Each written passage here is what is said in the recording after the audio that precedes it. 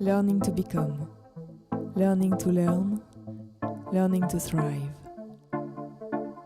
learning to flourish, learning to care. It is now time to listen to our voices. To prepare a better future. Treat others and the planet as you would wish to be treated. Collaborating and develop in partnership. We have the capacity to understand, to take action, to take care of ourselves, others, and the planet. And we want to invite you to really work together and collaborate so that we can have an impact now. Welcome to Learning Planet Festival. It can just get better. Colleagues, thank you very much for joining what we hope will be a fascinating conversation around leadership and what we are seeing as potentially new models of leadership that are emerging across our various geographies and jurisdictions. My name is Anthony McKay.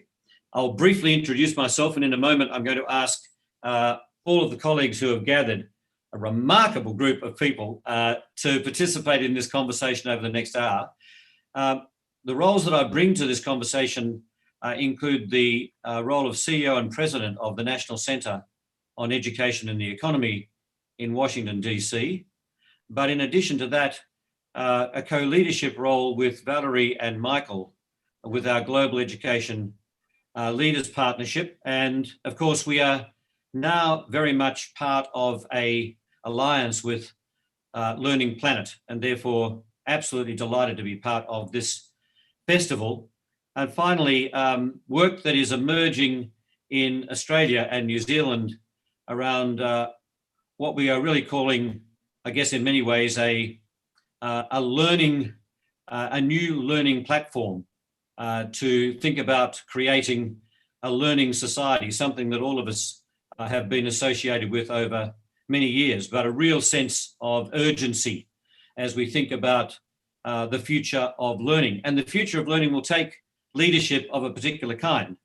So just before I ask each of my colleagues who are joining us on this session to introduce themselves, let me say that those who would have seen this session, at least the synopsis, will know that we recognize that we are in a remarkable time.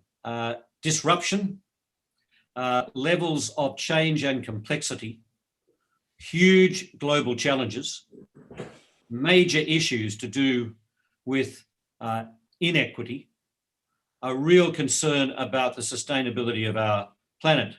And Olivier, it's great to have you with us from the leadership of Learning Planet and this remarkable festival, because we have been talking about the importance of taking care of oneself, taking care of others, and taking care of the planet.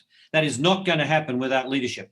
And whilst we're saying at the moment that leadership will continue to have many of the features and forms that have developed over recent years and are crucial to being able to address the agenda that this festival is about, we believe that there are new forms of leadership that are emerging and will need to emerge if we are going to be successful. So that's what this session is going to be about.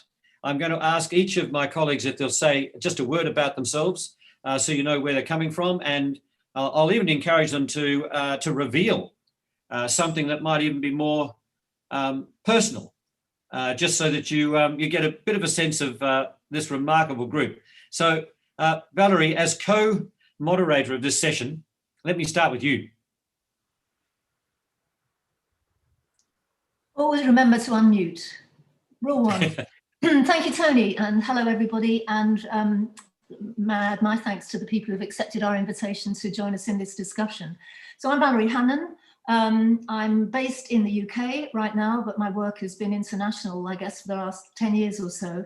I've had a very, very long career in education, so I've taken up most of the roles you can think of as student, teacher, manager, leader, and now primarily independent writer and consultant.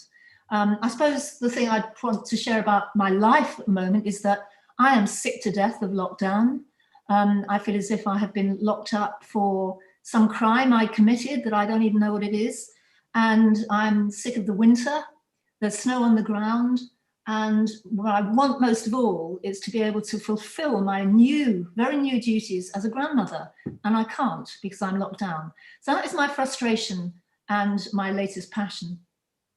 That is brilliant. I learned a long time ago, it is always wise to ask people to reveal the emotion that they are bringing into a room, just so you kind of know the dynamic. So that's brilliant. That's a great lead, Valerie. Radha, come in next and give us a quick bio. Sure. So my name is Radha Ruparel. I head leadership and learning at Teach for All. So we're a global education network in 59 countries around the world. So we have local partners in each of those countries and a global organization that helps us learn across the network. And we're all about ensuring that all children have the opportunity to fulfill their potential. And something about me is I consider myself a pretty global citizen as well. So I'm calling in from New York. I grew up in Canada, to parents who grew up in Africa, to grandparents who are from India. So very excited to bring this global perspective to today's conversation. That's brilliant. We should make it clear the geographies where we're at least located at this point. So thanks for doing that. And Valerie, I know that you're UK based at this point.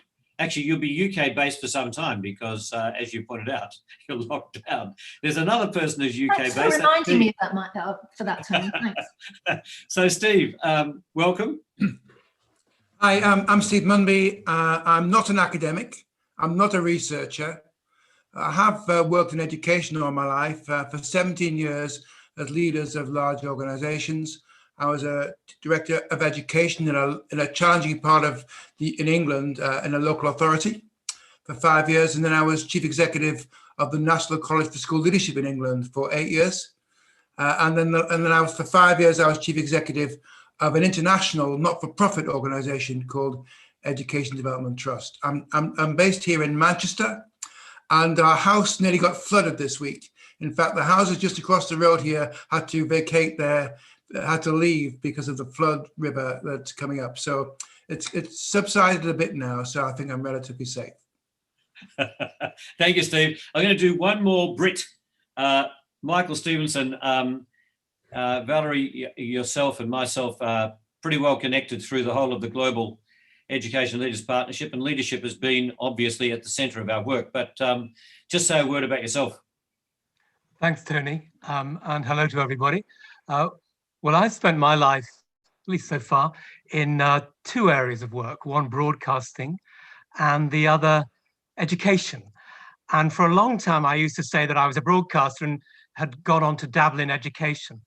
But nowadays, it's been so long, it's the other way around. I'm an educator who once dabbled in broadcasting. I've worked for many organizations during my education journey. But right now, I work in a global space and in a very local space. Globally, it's with the OECD, which works not only with the developed and mature countries, but increasingly with countries right around the world, trying to move forward their education systems using a better understanding of metrics. But the local bit is my hometown. I was brought up in Doncaster in Yorkshire quite a while ago, and I was recently asked if I would go back and help and think about its education trajectory for the next 20 years or so. And that has felt like an incredible honor and responsibility. So I put my school cap back on, put my satchel over my shoulders and gone back to my old school to see what I can do. Brilliant. Thank you. Nadine, you're coming from, I better be careful here. I was going to say the premier province of Canada, Ontario, but Radha, you reminded me that there are other provinces in Canada, including Alberta. So I'll be careful. But Nadine. Sure, thanks. I'm Nadine Trippen. So I'm the Director of Professional Learning at the Ontario Principals Council, and I am also the Chief Operations and Leadership Officer for International School Leadership. And so my work primarily consists with the Ontario Principals Council of putting together some professional learning opportunities for principals of public schools across Ontario.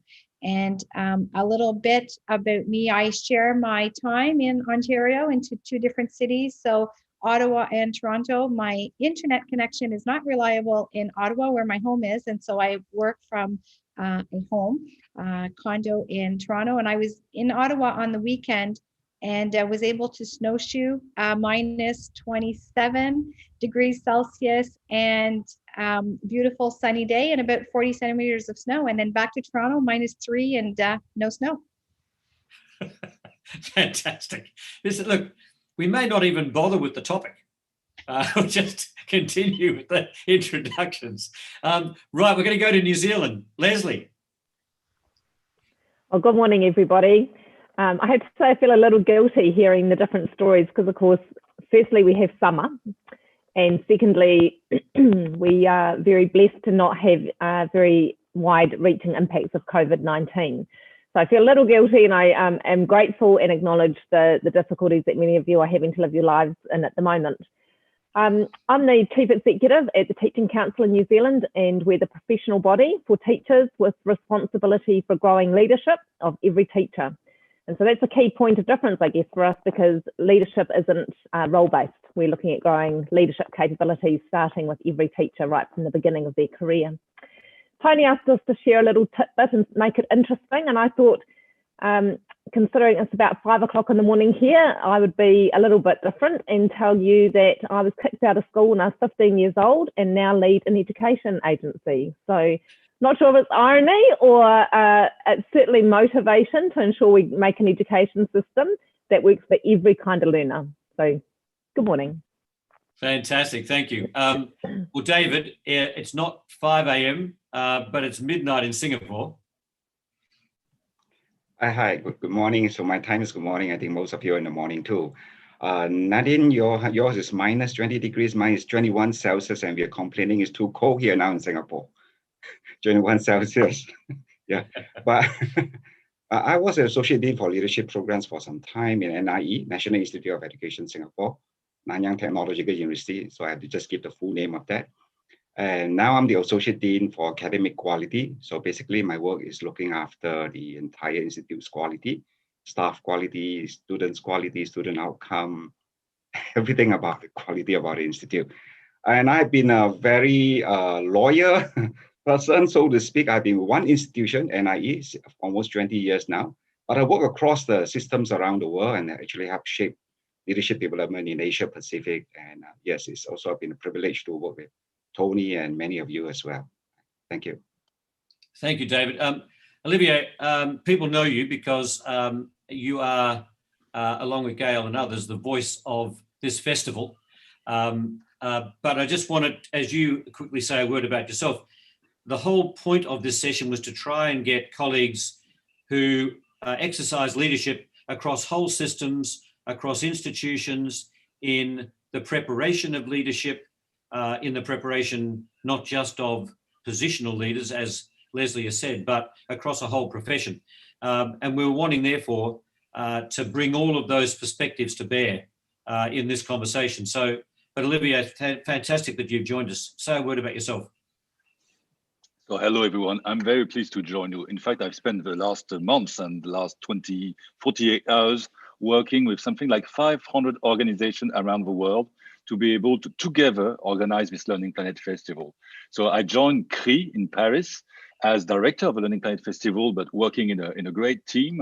And it's my first public apparition, I guess, there, because we've been working so much behind the scene that I didn't have time for this. But it's been absolutely great to be able to see that so many organizations, very big international organizations, networks like GELP, and also small schools from so many different parts have decided to celebrate learning and to celebrate the idea of learning to take care of oneself, others, and the planet as a good motto, and have co-constructed these 2 days of events, which in fact is more than 2 days. It's going to last a few more, and we've got so many things happening. So thank you very much to everyone, and I'm very happy to this new alliance with GELP also, and to welcome so many faces and some people I know from before. So great.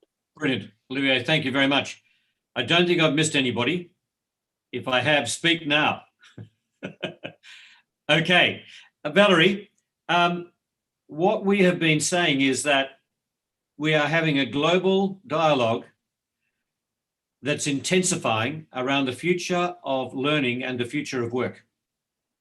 That therefore means that we better be interested in the future of educational leadership.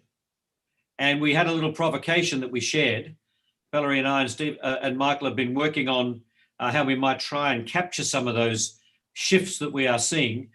And I'm going to ask Valerie if she just lays that out, because then each of our colleagues are going to respond from their perspectives. And you've heard what those perspectives are. So it's going to be fascinating to see whether they broadly think that the directions that we are talking about for new forms and new models of leadership are the ones that are resonating with them, or where there might be some differences.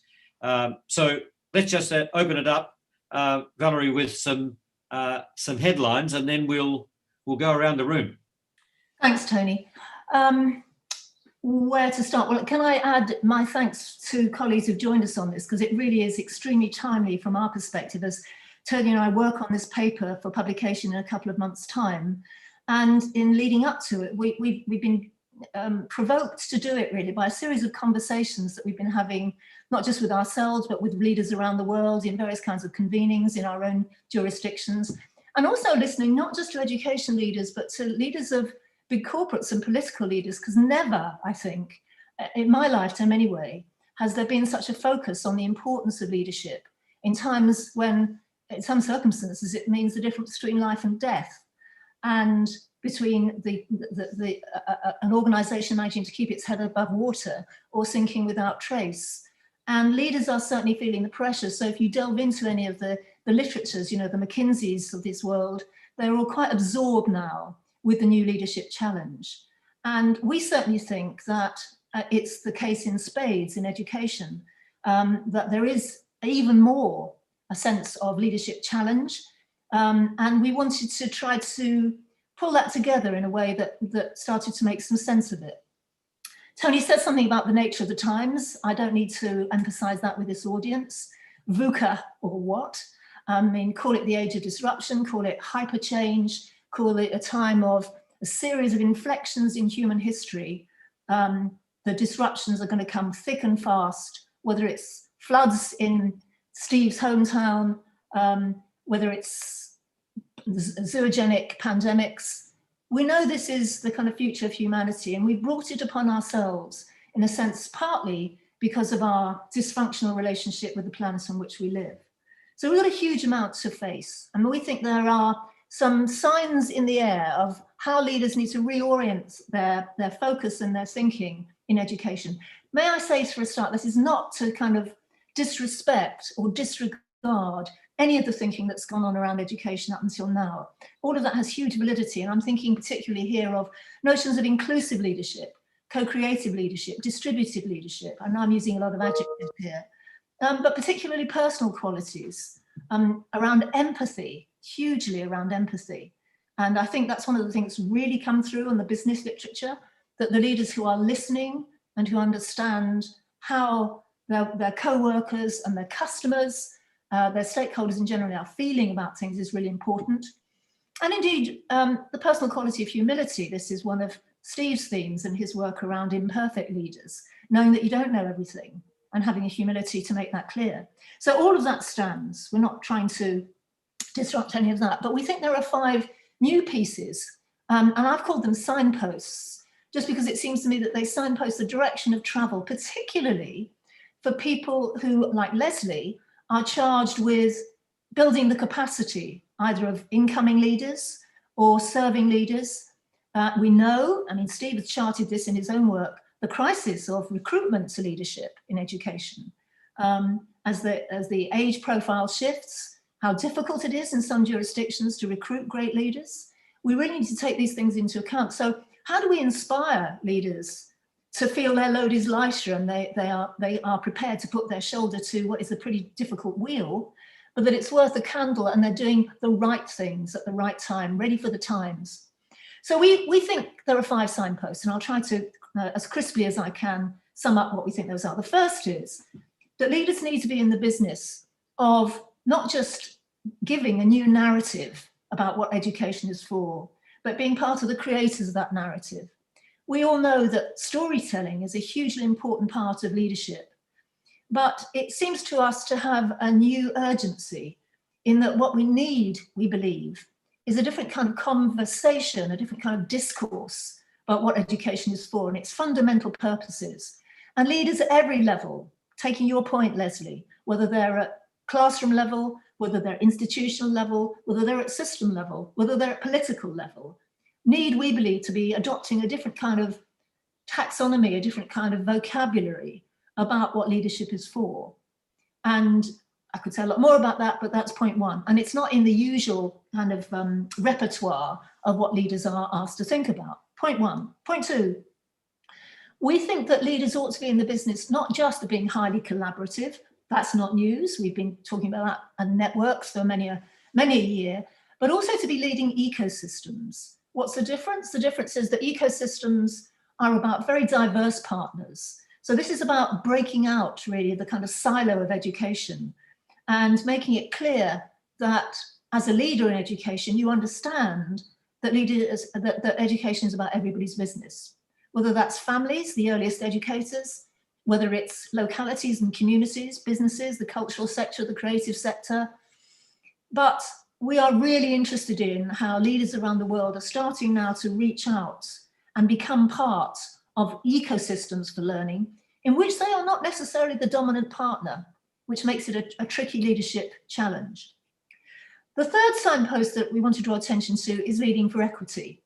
And we're prepared to be pretty confrontational about this, because the truth is that too many education systems have been complicit or have been allied to and in alliance with systems which are profoundly unequal, whether that's in class terms, whether that's in terms of their race and how kids from different races and Indigenous communities particularly have been treated by the education system. We think now that leaders in this part of the 21st century, in the aftermath, no, not in the aftermath, in the midst of Black Lives Matter and many other movements for racial justice, and indeed for class justice and for better distribution of income, which is becoming increasingly unequal, leaders in education need to align themselves quite explicitly and intentionally with that in terms of their choice of curriculum, in terms of the way in which they organize their schools, and the way in which, again, they build their narrative for change. The fourth signpost for us is around what we're calling leading for agility and experimentation. And you could call that the whole space, really, of being highly judicious about the use of innovation. Not innovation for its own sake, but if COVID has taught us anything, leaders have needed to be adept and smart and swift in adopting different kinds of modalities, different kinds of organizational forms, enabling their staff to adopt different pedagogies very quickly. Somebody said to me the other day, this is like 5 years innovation compressed into 3 months by necessity. Well, it mustn't be by necessity, it should be by choice now, but that is a different set of skills for leadership to adopt, which is an understanding about innovation methods, when they're appropriate and when they're not, an understanding about how innovation is assessed and evaluated. So I think it's a fairly self-evident one, but I'll leave it there. And the fifth, which is maybe the most contentious, is that we want to argue that actually in the future, leadership needs to be futures literate. In other words, it needs to be capable, leaders need to be capable of adopting and utilizing some of the techniques of futures thinking. Now, futures thinking has got a bad rap. It's not got a very good reputation. That is the case if you identify futures thinking solely with prediction. We're not talking about prediction here. Prediction would be nice, but not often very successful. We're talking about futures thinking and futures literacy in the sense of enabling communities to think through possible and preferred futures, utilize scenarios, utilize a range of techniques in order to help people to empower them to create the future that they want. And that's a very, very different game. I think this is a fairly new set of competencies. I think they are competencies. And some of you may want to argue, really, is that a good use of leaders' time? We think it is, and at least it's worth the debate and the discussion, hence a signpost.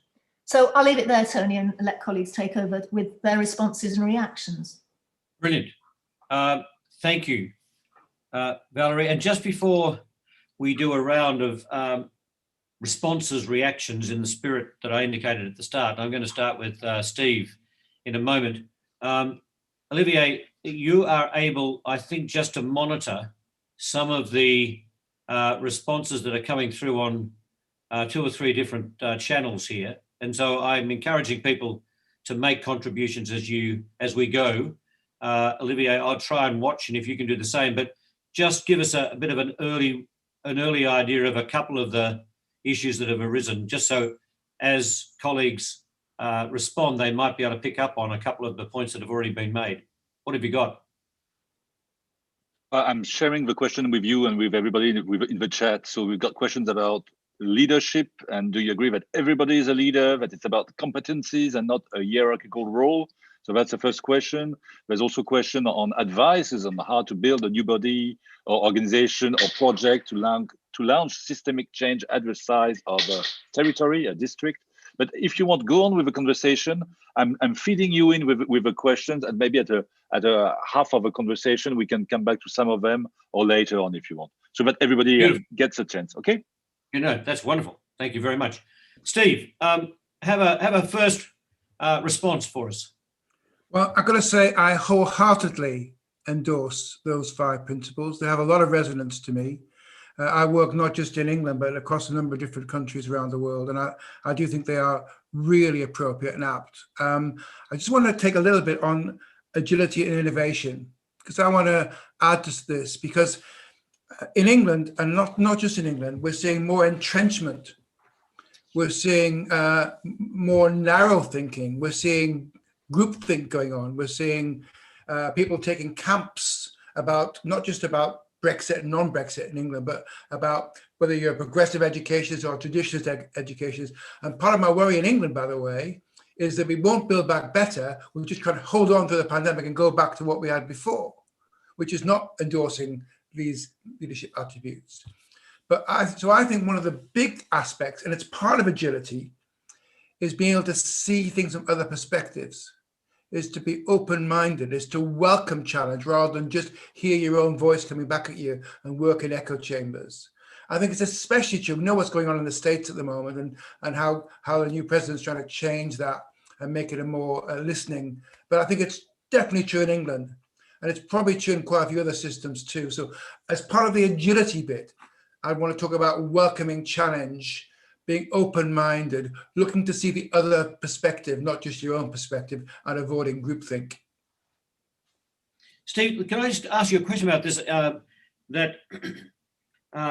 That is a huge shift for some leaders operating within systems that are not hospitable to that type of thinking. So how do you see that challenge for leaders of learning in context where the politics, the economics, even the culture is not conducive? What does that mean for leadership of the kind that you're talking about? Well, first of all, it's about a mindset.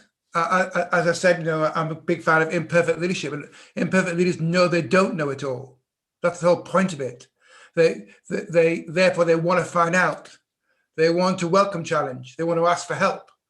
And so if you're an imperfect leader, you'll be going out of your way to find out how other people do it. You'll be communicating not just within your own little locality, but more broadly, and maybe not just in your own system, but in other systems too. And proactively looking and welcoming challenge and testing out your ideas. It is partly covered by Valerie's point about the agility and experimentation. I'm just adding to it by saying we must proactively avoid groupthink in what we read, in what we look on social media, in the people we talk to. We should be welcoming challenge and looking for other perspectives. And do you reckon there's a tension between views from the profession that would be embracing that kind of leadership and political leadership? I think there's, in England, and not just in England, there's clearly groupthink going on in the political leadership, but also in the educational leadership space at the moment. People take sides far too quickly. I belong to this camp or I belong to that camp. And I think if we're going to work our way through this pandemic and whatever crisis is going to come next, so this one is not going to be the last, we have to be welcoming challenge, looking outward, trying to hold two different views in our heads at the same time, rather than saying I'm always in this camp or I'm always in this camp. Yep, got it. Brilliant. David, have a go. Yes, thank you so much for the introduction just now in detail by Valerie, and I fully agree too with Steve and what Valerie has said. I think this is the time when we have this important discourse about what leaders ought to be. And this discourse is not just about leaders, but leaders exercising their leadership, not in general, but in very specific things that they can do in the school. And on that, actually, the whole evidence base about what leaders and who leaders are actually have been relying on a very, put it this way, very limited kind of research methodologies that look at more like a closed system with finite variables and so on. But as we begin to realize that the leadership that we are thinking of today here is involving connection, interconnection with the ecosystems and with the larger systems, and of course with global, we are now looking at actually variables that are moving much beyond just the closed system. So on that, we do need changes in terms of the way we inquire the leadership evidence. And also on that as well, you'll find that the discourse about what goes on teaching and learning in the school here, is there need to be a shift in how we focus on what I call the magnitude of teaching and learning. Magnitude talks about the total focus that you have.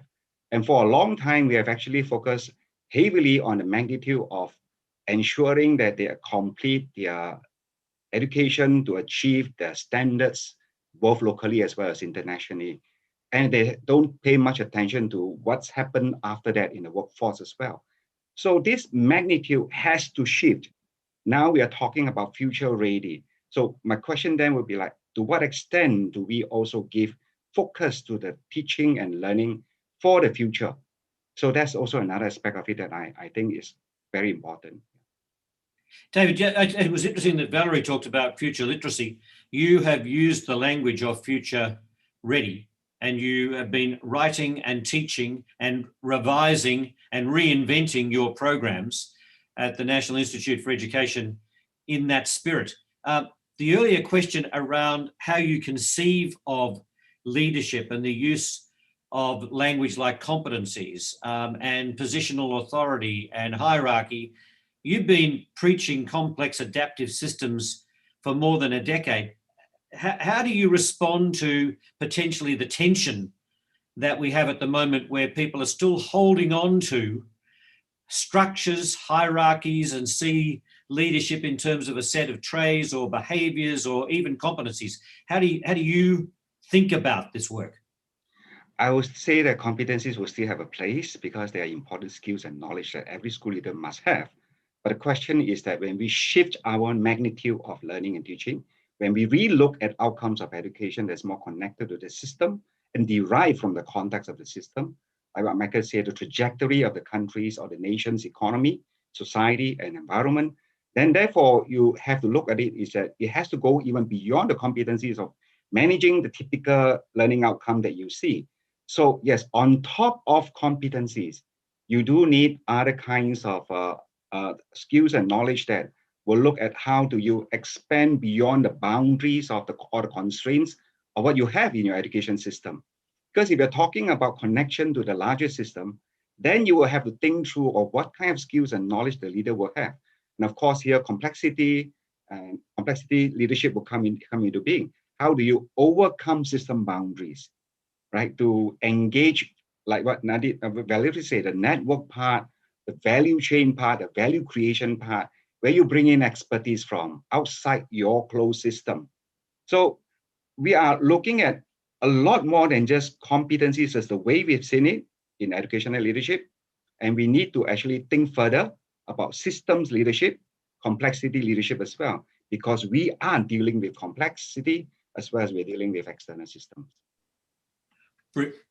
Valerie. Tony, can I just interrupt the flow a bit and just make sure we don't get sort of hung up on sort of lost in translation here? Because I think there's a difference in the way in which the term competency is used.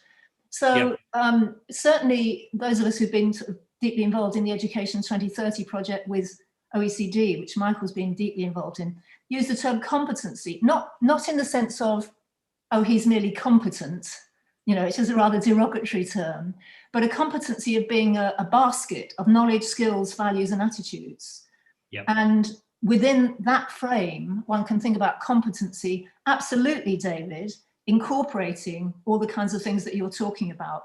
But I love to think about it as that basket, knowledge and skills and values and attitudes, not in tension with each other, but is essential, either within a discipline or within, so, you know, we could talk here about competencies around creating a new narrative, competencies around leading for agility and experimentation. So I just didn't want us to get sort of misled in, because I know different cultures use the term competency in different ways.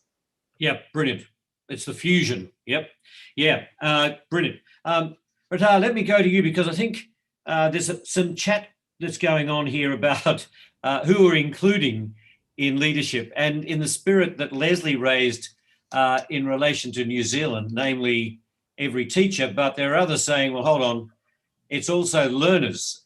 But it's interesting that Teach4 has been very clear that the act of teaching and being involved in the profession is an act of leadership.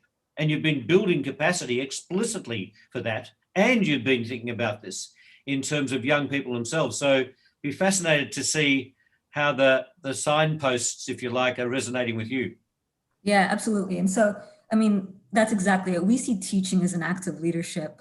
We have young people, the most promising leaders in their countries, teach for two years in the highest need communities.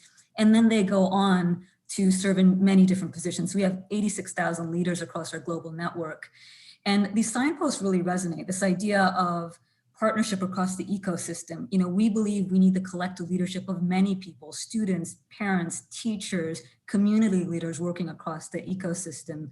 We need leaders who are willing to challenge unjust systems, and we need agility. One other thing to just kind of add on the point of agility, but it touches on many of these signposts, is one of the things we've discovered in our global network is we really need leaders who are both locally rooted and globally informed, right? So with locally rooted, this gets to the idea that leadership is not just an act of, you know, those in positions of hierarchy.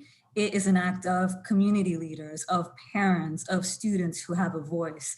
And this came to life a lot in this pandemic this past year. You know, we had teachers who were so grounded in the local communities that they started seeing the real needs, right? You know, in Nigeria, there was a teacher who said, wow, my kids used to come to school and that's where they got fed. So the first thing I need to take care of is their well-being.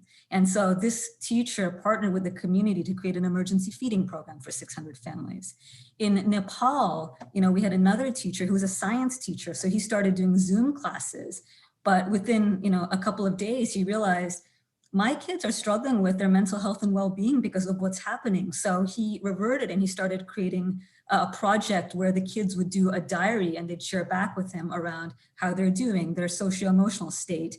And so this is, I think, the kind of like agility and innovation that we need. And I think you need leaders who both get the local context, but also increasingly are learning from one another across borders. So, you know, just another example of this, soon after the pandemic hit, we had hundreds of teachers who came together on WhatsApp groups. So many teachers that they actually had to split into multiple WhatsApp groups in different languages, French, Arabic, English. And all of these teachers were recognizing that in my context, we don't have access to internet. So they started sharing ideas with one another around how can we enable children to learn in these contexts. So we had, you know, one teacher in Morocco who was teaching students, preschool students, with WhatsApp videos. We had a whole group of teachers in Nigeria who partnered with the government to do education programs via television. So I think in this environment, absolutely everyone is a leader, and we need to both be grounded locally, but also learning from one another across borders so we can have innovation happen a lot faster. Superb. I mean, I'm tempted to want to go to a couple of your points, but we'll come back. I'm just looking at time and also looking at the chat. There are some fantastic contributions being made here in the spirit of what you've just said. But people are really resonating with the local and the global. And by the way, David, there's a really strong comment around research-based approaches that bring leaders together in ways that mean that they are in partnership with those that they are working with, with teachers, with mentors, with coaches and young people, which has been very much the way in which you've been constructing your latest master's program. But let me go to Nadine. Nadine, as you hear this conversation, is this the way in which your own work and a pretty remarkable principle center, to use that language, has been thinking? Same direction of travel?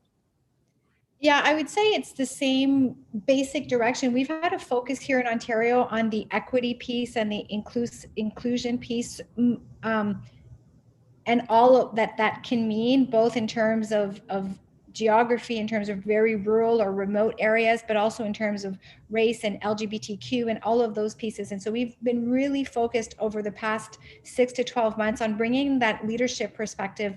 And part of the challenges we face is that we don't have many leaders who are part of those diversities who are in formal positional leadership roles. So then that brings us to the place of, who are the leaders that we need to bring in? We need to stop thinking about just leaders as positional leaders. And that's been mentioned this morning as well, in terms of everyone can be a leader, but how do we develop that? How do we foster that? How do we give leaders or potential leaders a voice, and where do we find them? We have to stop looking in those places which have been our go-to places to find those leaders. And that includes students and parents and community organizations and people outside the education sector. And one of the challenge I think that we face in Ontario is that we tend to be very centered on North America and on ourselves in Ontario.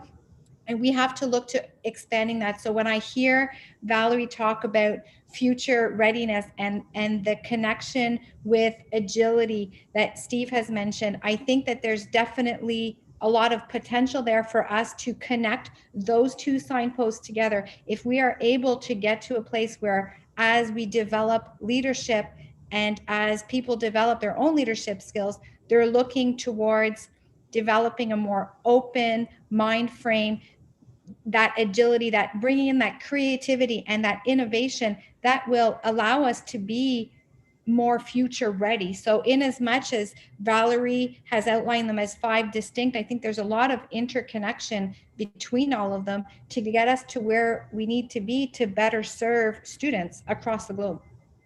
Nadine, let me ask you a quick question. That shift that you're talking about, is that being embraced, if I put it this way, professionally, publicly, and politically? I think it's a hill to climb, but we are definitely there. And I would say that in each of those areas, professionally, publicly, and politically, there are groups of people who are working hard to challenge the system. And at the same time, I would say that's the way we need to go, because we cannot wait until the system changes. There need to be people in all of those areas who are willing to challenge the system, regardless of which signpost they're taking on in the moment or combination thereof. We need to step in individually or in small pockets to challenge the system, because otherwise the change may not happen or may take longer to happen. And tell me this, there was some earlier chat about what kind of organizations are best able to advance this agenda. And I just wanted to pick up on the fact that a number of you are leading organizations that have leadership capacity building at the heart of your work. Do you feel that your organization, your institution, is an adequate way of being able to invest in this new leadership development work? For us, I would say yes, in the sense that we have some political things that we need and issues that we need to deal with, but we are not a political organization. So we are very much membership driven as we serve students ultimately. And so in that respect, we are afforded that non-governmental perspective to be able to push for change and to be able to advocate for change and to look at evidence and what it brings and how we should be shaping leadership. Got it. Well, Leslie, that's not a bad segue. I think given that you are the CEO of the Teaching Council, you've developed a new framework for leadership, and that's been socialized over the last year or so. And you pointed out before it was leadership for all, right? But the other point is you bring an Indigenous First Nations perspective to this work, which is incredibly powerful. So I just love you to make sure that you include that in how you're responding to this. Yeah, thanks, Tony.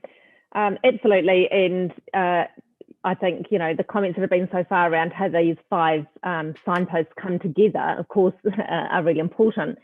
We are not looking to tweak the system that we have. And when I say that it was about all teachers, that's our ability to influence. So we're very focused on where we can make the impact. And I think in our education system, certainly learners have in the last sort of decade been front and centre around learner at the centre, autonomy and things like that. So I think it's addressing the issue of the day, which is we have a very role-based, status-driven, and I'm just going to be provocative and call it as it is. I do this wherever I speak. We have a male, pale and stale education system that is very much rooted into those historical sort of colonial designs. And so we can't take the system we have and enhance it or improve it. We've got to put it to one side and literally start again. And so we have an Indigenous model. We're fortunate for our Indigenous people, our Māori people, that they are very generous with their very tried and true ways of living and working. And so the example I wanted to give is, and yes, ecosystems and all those sorts of things. But I wanted to start by saying, for Māori, there's a whakatauaki, a saying, and it says, what is the most important thing in the world? It is people, it is people, it is people. So yeah, we need to change the system, but it is us who's going to change the system. And so we're trying to make sure, we call it mana, a te reo Māori word. Mana is at the heart of leadership, and mana is sort of an empowerment, the authority, the prestige. And if every person can be charged with understanding they have that, and their job is to protect it in others, not yourself. I think one of the observations of, I guess, our 21st century is we've been narrowed down. And I think the pandemic has a much, one of its risks, many, but one of its risks is that we continue to narrow down our view. And certainly in New Zealand, I'll speak from that position of knowledge, it's all about me. It's me, me, me. You talk about the kids, but actually that's also true of our adults in the system. You know, you talk to parents, you talk to business leaders. And so the design of our model, and I'm absolutely giving acknowledgement to this, is not something we've made up. It's been in existence for hundreds of years now, is we're starting with an outward in view. And so we hear that, of course, people are being burnt out. Of course, they're overwhelmed. The emotional, the social, the physical tolls on roles that educationalists have. But for Māori, when you introduce yourself, and I didn't do that today for sake of time, but when you introduce yourself, you acknowledge the landmarks that are in the local area that you were born into, the mountain, the river, those sorts of things. And that's because they give you life, they take care of you. And so our education system has to, I think for all of us actually, take a much wider societal view of what leadership is. We've got #MeToo, we've got young people leading climate change, we've got Black Lives Matter. This is not people in a role given a title. This is people caring deeply about something. And if we can bring that passion out and say, okay, I'm just going to take, Tony, I'll stop, but I'll give you one little example. We were on a marae, a tribal sort of community area, and the kaumātua, the chief there, had hosted some scientists. And there were the kids and the old people and young people, which is what a marae is all about. And they have a lake just on the marae, and the scientists wanted to test the quality of the water, and they took their little test tubes and their chemicals, and they're going down, and there's a big project about, you know, how the quality of the water is. And before he got there, the chief said, the water's good, very high quality this year. And they did the test and it came back true. And of course they looked, they saying, but how did you know? And he said, because I could hear the birds had brought their babies to feed and to live here.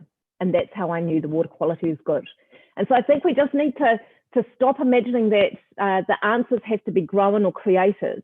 And we take an outside view, and my well-being can only be well if the people around me are well and the environment around me as well. So where our schoolers, where our community is, whether they're business leaders, whether they're our old people, our young people, I guess our big view at the moment is let's be human rights advocates. That's what teaching and education is about. Olivier, that's about as good a statement about a learning planet. Because I take it this is exactly what is behind the passion for this work. Yeah, that we do think very differently about the necessary leadership for thriving, to use Valerie's word, for flourishing, to use Michael's language, sustainability, to use the development goals language. What's your reflection as you hear this conversation? Then I'm going to go to Michael. Yeah, quickly, it's ringing many different bells. We are trying to create a learning community which has been co-constructed with many players, and we see it as a middle ground that we are developing as a garden. So it's really very much about evolution. Most people at CRI are biologists, and how do we help the good things to emerge? And how do we do to make sure that the best ideas, the best passionate youth and what they want to do, we help them make happen. So we need the scientists, we need the experts and the leaders to help these young people grow their ideas and make them happen. And this idea of a middle ground is really, we're working with UNESCO also at the same time, and with many other big institutions. And these institutions have incredible roles, but they need to maybe reinvent the way in which they do act and things like this. So the whole point of this middle ground that we are trying to do locally is to allow to find ways for the big institution, the most enlightened people in this institution and governments to work with the most active, engaged citizens and youth of different age. And then we have to create networks of these learning communities, of these middle grounds that are distributed at a local level, regional, in a fractal way, okay? And that have to connect and share. To talk about RADA, we are trying to develop a kind of GitHub of educational project, okay? The coders, the scientists, they know in open science or open code how to share what they're doing. What can we do to navigate the best educational pedagogies, share them, whatever tools that we can develop? So having this ecosystem of middle grounds with values and ways which are around care, fair, authority, but authority in the sense that what makes you grow. And so there's a whole spirit behind it, very horizontal, very distributed, very collaborative, and it is happening. And doing this in a way that we really build projects together. So this kind of very fractal dimension and very viral way of spreading the best approaches instead of reinventing the wheel again and again and again. So many incredible communities I've seen, so many things starting from scratch again. I hope it helps. Olivier, that's fantastic. Michael, in a previous session, we were talking about the Global Education Leaders Partnership, which has been all about leadership. Yep. I'm just wondering, as you hear this conversation, and by the way, Valerie and I would immediately acknowledge that we have been harnessing multiple conversations. We were recently involved in a World Innovation Summit on Education, WISE All In, which has actually been nurturing precisely this conversation, and many of us are involved, obviously, as you would expect us to be, connected across multiple communities. So it feels as if the shifts that we're talking about are very much part of the dominant and emerging conversation. But maybe that's because we're talking to each other, Michael. You know, is this now becoming a shift in a wider conversation about leadership? And I'll say one thing as you come in. Friedman recently wrote a piece for the Washington Post in which he said, listen, if this pandemic has taught us anything, this is in the spirit of exactly what Valerie was saying at the beginning, you better understand you won't get leadership without trust. You won't get leadership unless you are working deeply in connection with people. And you won't get it unless you exercise some humility. Steve's point about imperfect leadership. So it just strikes me that what I'm hearing and seeing and reading is suggesting that this is a shift and it's getting momentum. What's your judgment? Yeah, I think it's a shift, a moment in time. Just thinking about what people have said and the commonality in what they've said, that sense that this is not any longer some academic debate. You know, my theory of teaching and learning versus your theory of teaching and learning. What we've got is a sort of crisis in the human project. And unless education comes forward and equips young people to survive and to pilot the human race forward, we're going to be in a lot of trouble. So I certainly heard that. I heard that theme that this is leaders together, not leaders alone. And unless, as leaders, we find a way to pool our intelligence and experience in a profound act of listening and of empathy, it won't be enough. And I think I also heard that idea that we're no longer trying to carve out some polite space for the learner as stakeholder. Talk of learner voice or learner centricity. This is a completely rethought project which begins with the learner, and it may be that we learn more from indigenous peoples than we do from Homo economicus, who's been with us for the last 250 years. But at the same time, you hear Steve's warning, which is that for all the agility, we could just slip right back. And that as we come out of COVID, there are many who are plotting their way to doing exactly that, taking us back to where we were. So for all of the radicalism in this conversation, huge risks. I just want to end with my own perspective on your 5 themes, Valerie, Tony, and to echo 3 in particular. One, that leaders in the next phase will have new purposes for learning. You know, it's not only about the how any longer. It is absolutely about the why. And if that takes us to concepts of human flourishing, and the idea that we need fundamentally new orientations and competencies as Valerie's defined them, in order to flourish as human beings and be educated for human flourishing, that must be right. Second, I think ecosystems, yes, but specific ecosystems. We've had enough of the broad language. We needed it. We needed to know the big territory. Now it's a time for how you can make an ecosystem work in Marseille, as somebody said in the chat, or where I work in Yorkshire, and I know Steve does too. What is it about that society, workless for 3 generations, with a small number now of economic hopes? How can they build their political, their economic, and above all, their cultural capital to thrive? It's a specific challenge. Thirdly, futures literacy. I think futures literacy is a bit of a bloodless term. I think future readiness is even more bloodless. But future orientation, a profound engagement with recasting the future together, that must be right. So I hope that education will learn from some of the best and most exciting leadership development programs. It could be Theory U in the States. It could be the Human Company coming out of California. Radical investments in the intuitive mind, helping leaders figure out together how to grow and innovate, and then taking back that kind of inspiration into the learning system for kids.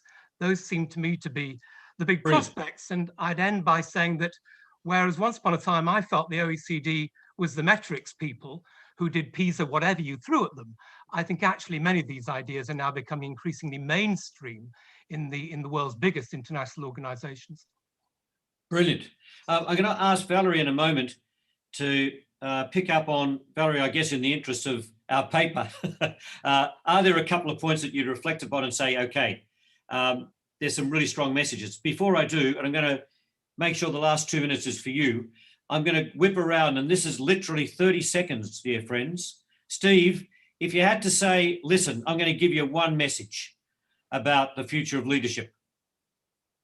Okay, I think we need to be adaptive, as Valerie has said, because in a time of uncertainty, and I don't think uncertainty is going to go away. I think we're crazy if I think the pandemic will go away and everything. It's going to be uncertain for a while now. So we have to be prepared to take risks.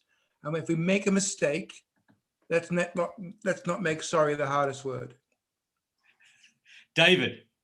Yes, as I've mentioned, is that we do not have enough information from evidence-based to teach the right kind of competencies for leaders who are facing these kind of challenges now.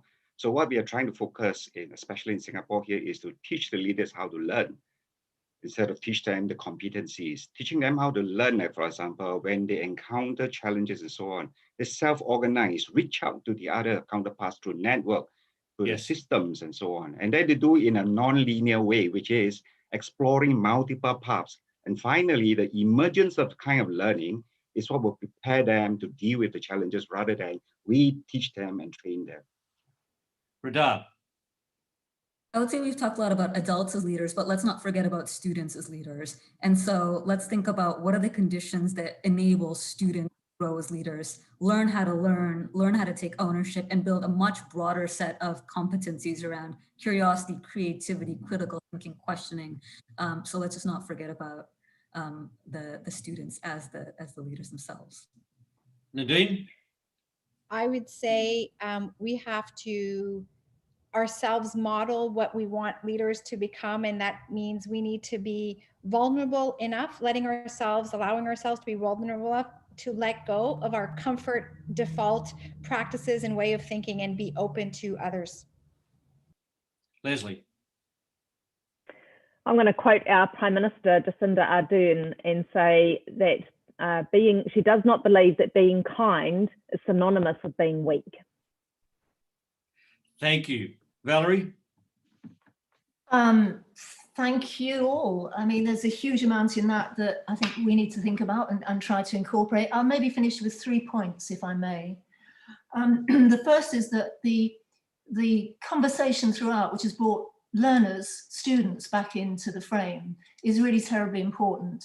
And so I think all of this needs to be situated in a general understanding, God knows we share it as authors here, that learner leadership is a hugely important and undeveloped, I want to come back to the undeveloped bit, dimension of all of this.